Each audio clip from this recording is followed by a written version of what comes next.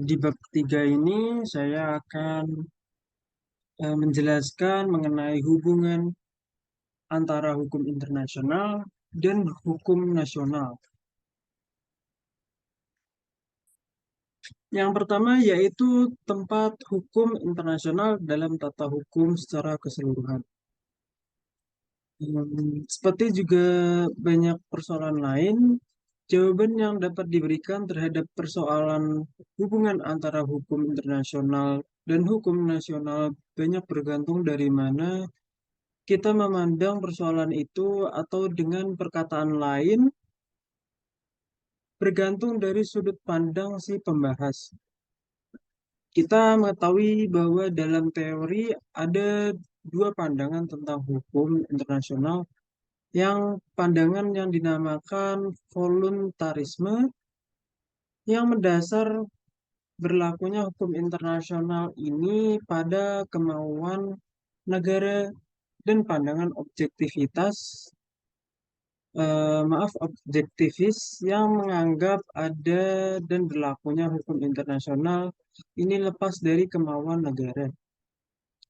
Pandangan yang berbeda ini membawa akibat yang berbeda pula, karena sudut pandangan yang pertama akan mengakibatkan adanya hukum internasional dan hukum nasional sebagai dua satuan seperangkat hukum yang hidup berdampingan dan terpisah. Sedangkan pandangan objektivis menganggapnya sebagai dua bagian dari satu kesatuan perangkat hukum. Erat hubungannya dengan apa yang diterangkan tadi ialah persoalan hubungan hierarki antara kedua perangkat hukum itu. Baik merupakan dua perangkat hukum yang pada hakikatnya merupakan bagian dari satu keseluruhan hukum yang sama. Menurut paham dualisme, ini yang bersumber pada teori bahwa daya ikat hukum internasional bersumber pada kemauan negara. Hukum internasional dan hukum nasional merupakan dua sistem atau perangkat hukum yang terpisah satu dari yang lainnya. Alasan yang diajukan oleh penganut aliran dualisme bagi pandangan tersebut di atas didasarkan pada alasan formal maupun alasan yang berdasarkan kenyataan.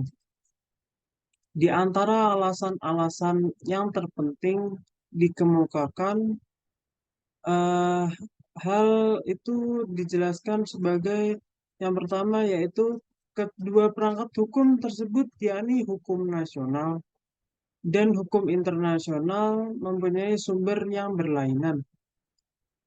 Hukum nasional bersumber pada kemauan negara, dan hukum internasional bersumber pada kemauan bersama masyarakat negara. Yang kedua, yaitu perangkat hukum itu berlainan subjek hukumnya. Subjek hukum dari hukum nasional ialah orang perorangan, sedangkan subjek hukum dari hukum internasional ialah negara itu sendiri. Yang ketiga, yaitu sebagai tata hukum, hukum nasional dan hukum internasional menampakkan pula perbedaan dalam strukturnya. Yang keempat, yaitu perbedaan daya laku hukumnya. Paham monisme didasarkan atas pemikiran kesatuan dari seluruh hukum yang mengatur hidup manusia. Akibat pandangan monisme ini ialah bahwa antara dua perangkat ketentuan hukum ini mungkin ada hubungan hierarki. Ada pihak yang menganggap bahwa dalam hubungan antara hukum nasional dan hukum internasional yang utama adalah hukum nasional. Paham ini adalah paham monisme dengan primat hukum nasional. Paham yang lain berpendapat bahwa hukum dalam hubungan antara hukum nasional dan hukum internasional yang utama ialah hukum internasional. Pandangan ini disebut dengan paham monisme dengan primat internasional. Menurut teori monisme kedua-duanya mungkin. Pandangan yang melihat kesatuan antara hukum nasional dan hukum internasional dengan primat nasional ini pada hakikatnya menganggap bahwa hukum internasional itu bersumber pada hukum nasional. Alasan utama anggapan ini ialah yang pertama yaitu bahwa tidak ada satu organisasi di atas negara-negara yang mengatur kehidupan negara-negara di dunia ini.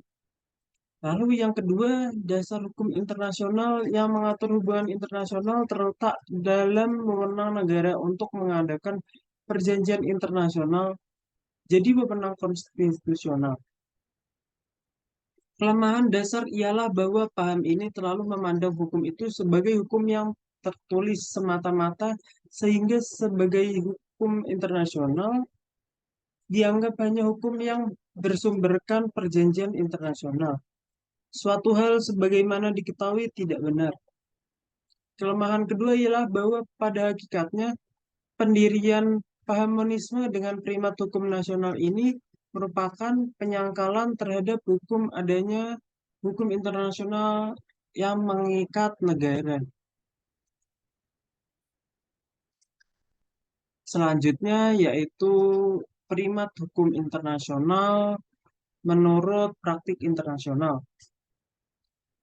Praktik hukum internasional memberikan cukup bahan atau contoh bagi kesimpulan bahwa pada masa dan tingkat perkembangan masyarakat internasional dewasa ini, hukum internasional memiliki wibawa terhadap hukum nasional untuk mengatakan bahwa pada umumnya hukum internasional itu ditaati dan hukum nasional itu pada hakikatnya tunduk pada hukum internasional. Sebagai contoh, dapat dikemukakan bahwa pada umumnya negara-negara di dunia ini saling menghormati tanpa batas atau garis batas lainnya yang memisahkan wilayah negara yang satu dari yang lainnya. Dengan lain perkataan, negara-negara menaati hukum internasional mengenai batas wilayah negara sebagai suatu hukum yang mengikat dirinya dalam pergaulan dengan negara lain, khususnya dengan negara-negara tetangganya. Usaha mengubah perbatasan negara dengan jalan kekerasan merupakan suatu hal yang dewasa. Ini hampir tidak lagi dilakukan. Contoh lain, kaidah hukum internasional yang umumnya ditaati ialah hukum yang mengatur perjanjian internasional antar negara. Pada umumnya, negara-negara menaati kewajiban yang bersumber pada perjanjian internasional dengan negara lain. Di sini pun sekali-kali hal terjadi penyimpangan dari keadaan umum ini dan seperti juga dalam hal hukum internasional mengenai perbatasan wilayah. Pelanggaran demikian sering menarik banyak perhatian sehingga terlupakan kenyataan praktik hukum internasional di bidang ini yang sebenarnya, yaitu bahwa pada umumnya negara-negara di dunia menaati perjanjian internasional yang telah diadakannya dengan negara lain. Selanjutnya yaitu hubungan antara hukum internasional dan hukum nasional menurut hukum positif beberapa negara. Masalah hubungan antara hukum internasional dan hukum nasional secara umum dan praktik beberapa negara termasuk Indonesia. Bagaimanakah kira duduk persoalan hubungan antara hukum internasional dan hukum nasional itu menurut hukum positif negara? Dalam beberapa hal tertentu, terutama dalam keadaan kita turut serta dalam suatu konvensi yang mengandung berbagai perubahan dan pembaharuan. Kelalaian demikian memang bisa menimbulkan keadaan yang kurang diinginkan orang, terutama para petugas di lapangan tentu berpegang pada ketentuan perundang-undangan yang ada dan belum diubah yang didasarkan atas konvensi yang lama.